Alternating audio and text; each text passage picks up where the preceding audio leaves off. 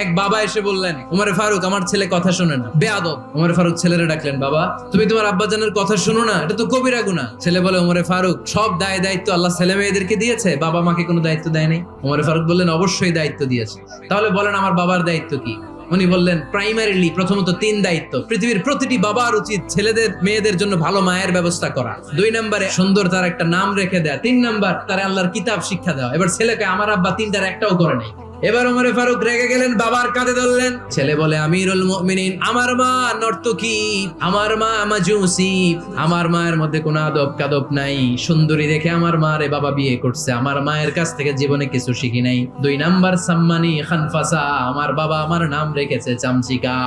ওয়ালাম ইউআল্লিমনি হারফাম মিন কিতাবিল্লাহ, আমিরুল মুমিনিন, শুধু তাই না, আল্লাহর কোরআনের একটা অক্ষর আমার বাবা কোনোদিন আমারে শিক্ষা দেয় না। ওমর ফারুক রেগে গেলেন, এবার বাপের কান্দে দইরা মারতে শুরু করলেন। তুই ফুলার নামে